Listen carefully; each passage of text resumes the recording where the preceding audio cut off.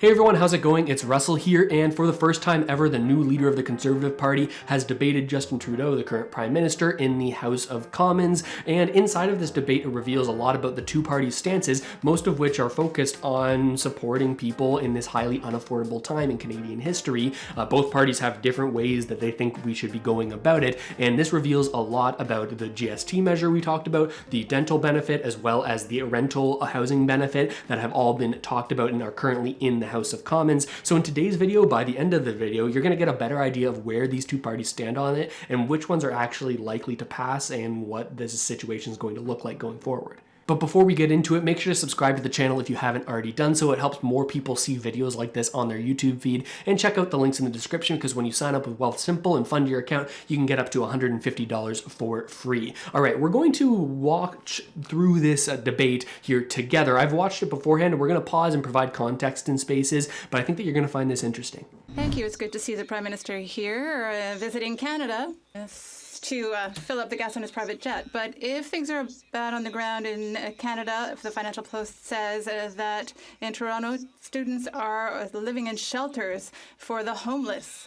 will the Prime Minister cancel the tax increases on gas, heating, food, and paychecks? So right off the bat, Poilievre takes a jab at Trudeau and the delegation of politicians that went over to be at the Queen's funeral, saying that he took his private jet over there. But the main thing that he's been hammering on over the past few days is the Liberal tax hikes, he's calling them, that are set to go into effect at the beginning of the year. And we can separate these into two different categories. The first one is the carbon tax, which obviously Poilievre is quite against, and the proposed increases to that carbon tax to make it more effective from the Liberals' perspective.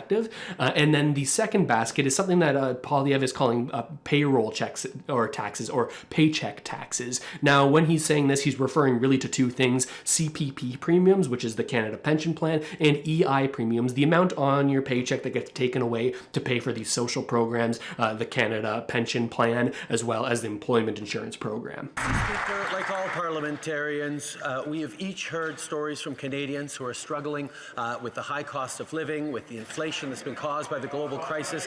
That's why we're putting forward concrete measures that are going to help Canadians. We're going to double the GST tax credit that's going to hit millions of families with extra support. We're delivering on support for low-income families on dental, and we're also moving forward with support for low-income renters. The Leader of the Opposition has an opportunity to support these measures and get help directly to Canadians. I hope he does exactly that. So Trudeau responds by pointing out some of the ways that the Liberals are planning on making things more affordable for Canadians, and that's largely three new programs that they've brought into this start of the new session in the House of Commons, wrapped up into one bill, which is kind of split into two bills, but all targeted at making life more affordable for Canadians. The first one is the dental plan program.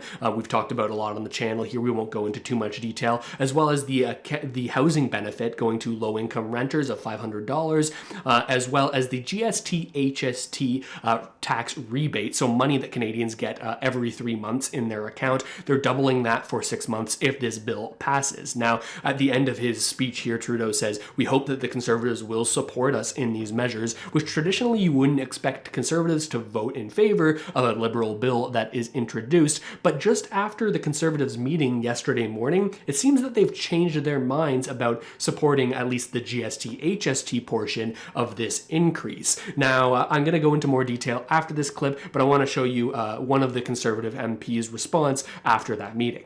The Liberals' affordability measures. It seems like a bit of an about-face considering how hard Pierre's been going after it as a package for the last couple of days. No, I don't think so at all. I mean, we've been very clear on the sense that Canadians who can least afford this inflation crisis, that they should be supported. We have given measures to support them in the sense of reducing taxes, reducing pressure on them. This one, as what the Liberals have put forward, I wouldn't say it's ideal, but it is a measure that we would support them in the sense of they're getting back what they paid into the tax system. So they're essentially just getting back some of the taxes that they've already paid. They're getting more of it back. On the other hand, the other measures, there's really, I would agree with Scotiabank and others who have come out and said that these measures would just contribute to the inflation problem itself. So it's interesting to see Conservatives seeming like they're going to support this GST-HST rebate after Poilievre so much went against this program and this plan when it was first announced earlier this week. But it does make sense from a Conservative perspective because it is a tax rebate, and it seems like their brand as of the last few days is we don't want to see tax increases. So seeing people get money back from taxes that they've already planned or already paid does make sense from a Conservative point of view. But what it doesn't explain is how this won't be inflationary spending, but other spending will be. All of this money can be considered to have come from taxes or to be just plain government spending, and the way that it's separated isn't entirely clear, but interesting to see the Conservatives sort of change their view on this and sort of remove that attack vector that the Liberals could point out, saying, hey, the Conservatives didn't support you getting this extra money, but we brought it to you. This is something the Liberals might say in the future. Well, the leader of the Liberal Party has an opportunity to respect the fact that heating your home in January and February in Canada is not a luxury. And it does not make those Canadians polluters. They're just trying to survive. This from a Prime Minister who burned more jet fuel in 1 month than 20 average Canadians burn in an entire year. So will the Prime Minister ground the jet, park the hypocrisy, and axe the tax hikes? So we see the leader of the Conservatives here leaning in on attacking Trudeau for this flight that he took over to the Queen's funeral, as well as sort of emphasizing the sort of tabloid-like nature of the video that got leaked when he went over there.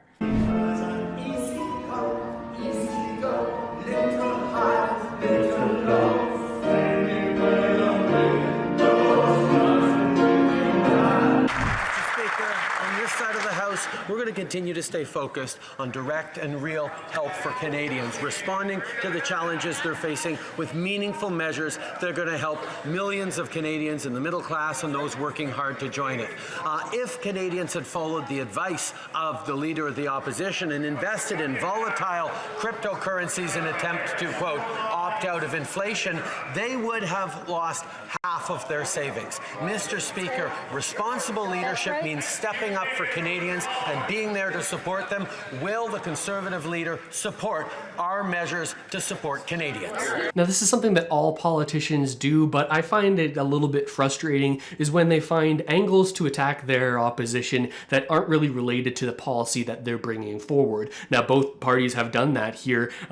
Pierre is saying that that Trudeau's being hypocritical because he's taking a jet to go do things that the Prime Minister needs to do and likely can't take traditional flights over there. I think that's a little bit off topic, but just as much as off topic is the way that Trudeau is bringing up Poilievre's comments about cryptocurrency, saying, of course, at the peak that crypto was a way to opt out of inflation. Now, here's why I take issue with this. First, I think the quote about opting out of inflation was taken a little bit out of context. Poilievre has always been largely against the central banks, the Bank of Canada and the Federal Reserve in the States, being able to control the nation's monetary supply. Poilievre said, hey, crypto is an alternative where there's not these central actors, these corruptible men at the top of the chain that can make changes to your monetary system. Hence, you can opt out of the control of these individuals by using cryptocurrency in some of these systems.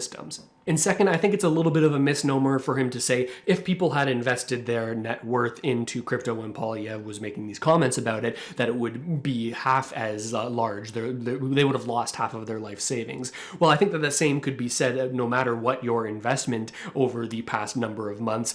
Trudeau and the Liberals were saying you should buy a house in Canada. We want people to own houses in Canada, and the real estate market has taken a tumble, so has stocks. So unless Trudeau's here is saying that you shouldn't be invested in anything, then making these comments and these accusations about crypto specifically is just a way to sort of make people think that Poilievre is less credible at a time when prices are extremely volatile.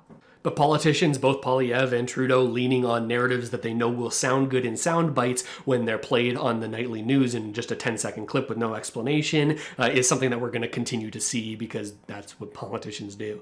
We will not support tax hikes on Canadians. Speaking of tax hikes, they plan to raise taxes on paychecks. Now, yesterday, the finance minister claimed that all the EI tax hikes that they would collect would go to EI benefits. In fact, I looked it up over the next 3 years.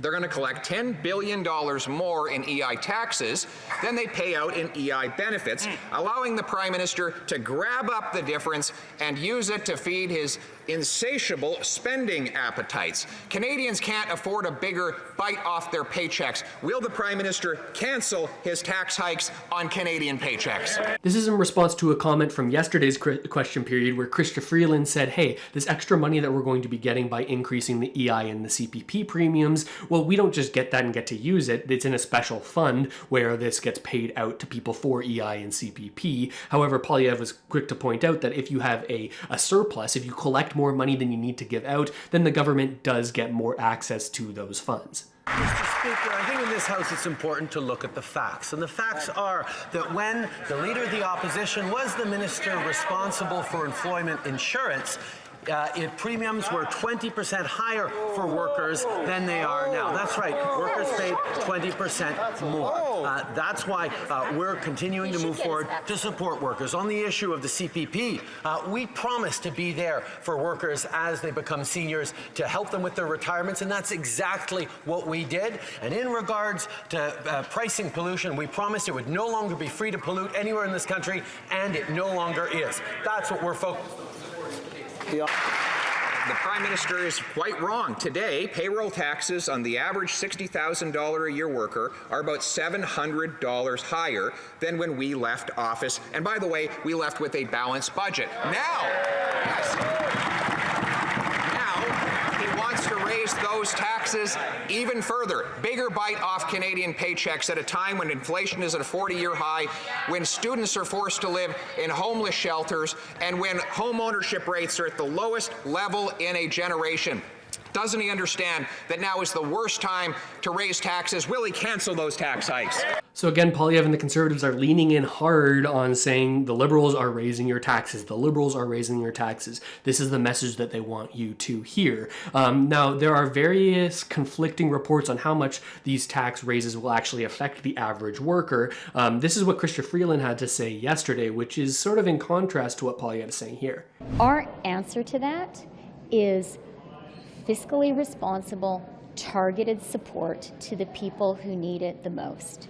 To 11 million Canadian households, nearly $500 for families who really are struggling right now, around $230 for single people, plus the $500 of support for people who are struggling to pay their rent, and of course, dental care for kids under 12. That's targeted, compassionate support. It's meaningful amounts of money. You know, nearly $500 for a family of four, plus a $500 check to help with the rent, plus now you can take your kids to the dentist and not worry about paying the bills. That is real support. We've done some calculations with the Department of Finance, and the Conservative proposal on freezing EI premiums would mean that you and I don't have to pay $31 a year. That's it. $31, and that's for people earning $61,500 or more a year. That's how much it means we wouldn't have to contribute. So here Freeland is making the point that the support that's coming with these two bills is actually pretty significant. The GST hike, the dental plan, as well as the rental benefit that's coming down the pipeline. This is meaningful support, she's saying. And then she goes on to say that the criticism from Pierre Poilievre and the Conservatives that they need to freeze these taxes, well, it's the amount that the people will be paying for these taxes is rather low. She says $31 there. So the point that she's making is, well, we're giving Canadians more support through these measures and charging them only $31 through our tax increases. So what would you rather have? She, of course, thinks that the supports directly to Canadians is the better path. Of course, we have to take all these calculations with a grain of salt, just as we do with Poilievre's calculations. I would love to actually see the calculations that they're referring to. But this doesn't really answer the question of some of Poilievre's core concerns, is saying, well, yes, we can give these one-time cash payouts to individuals, but is this actually going to help them long term? How quickly is the inflation that we're seeing going to eat away at any support that they get? And is that support even meaningful, or are we neglecting some root cause issues that we could be tackling more effectively so that people don't need government support? This is where I see both sides sort of having a back and forth right now. Mr. Speaker, the Leader of the Opposition wants to go back in time. Let's look at what he was doing when he was in government. He continued to deliver child benefit checks to millionaire families, which we ended when we took office. And then he voted against raising taxes on the wealthiest 1% so we could lower them on the middle class. And he voted against a Canada Child benefit that delivers hundreds of dollars a month tax-free to every Canadian family. We've seen where this Leader of the Opposition stands. On this side of the aisle, we're going to stay focused on helping Canadians for real. What Trudeau is referencing here is the Universal Canada Child benefit, which was something that was brought in by the Stephen Harper government, the previous Conservative government. He's talking about how they were giving checks to millionaires. This is talking about the way that the Universal Canada Child benefit had a higher ceiling on the income that you could earn before you start getting your Canada Child tax benefit clawed back. We can see here that back when this program was intact, we had $150,000 income earners still receiving the benefit and still being able to get help for every child that they had. And I think that this is a fair point, that the people who get government support should be the people who need government support the most. But what I don't like about what Trudeau has said here is the way that he's talking about he voted against this bill. He voted against this bill, which means he doesn't want you to have these things. I think that's a little bit of a lazy debate mechanism, because oftentimes when the Conservatives vote against a bill, it's not necessarily the contents of the bill, what it is specifically doing, but the way that it is being done that the Conservatives take issue with. And this is something that's largely lost in the reporting on these things, is that Conservatives in Bloc Québécois and NDP, the way that they vote doesn't mean that they don't want to support and help Canadians. It oftentimes is a very minute language issue within the bill, and I've sort of noticed this as I've been watching finance committee meetings, that sometimes the fact that some people are voting against bills isn't the overall message of the bill, but some smaller details inside. So all in all, we can see that the focus on the House of Commons, at least these days, is on the cost of living and making it more affordable for Canadians. Conservatives want to make sure that no taxes are increased at all to make sure that Canadians can pay for the higher cost of living. The Liberals want to pass this additional spending, yes, but using that money to go out to individuals who they say need it most. This targeted spending that won't impact inflation in their mind. Again, interesting to see here that the Conservatives seem like they're going to support the GST HST doubling, which I think will be the most impactful for most Canadians, seeing an extra roughly $600, I believe, when I did the calculation, in their accounts this year. But again, the Conservatives don't seem to think that this is going to solve any root issues. But I'm curious what you think about all of this. What do you think about the two sides? I think we have to take everything with a grain of salt these days because things can get so divisive. It's hard to get down to the facts, but I hope that that's what I'm bringing you here, is a little bit of commentary, but a little bit of unbiased reporting as well there. So if you're not already subscribed to this channel, make sure to do so, because there's going to be more content like this. I'm going to let you know how it's going. And of course, there's a lot of people who watch these videos who aren't subscribed. And if you're watching this video, subscribe. It's free to do, and it helps other people see this and helps the channel grow. So I appreciate that. But with all of that said, thanks so much for watching, everybody. I really hope this video helped you out at least a little bit, and I'll see you next time.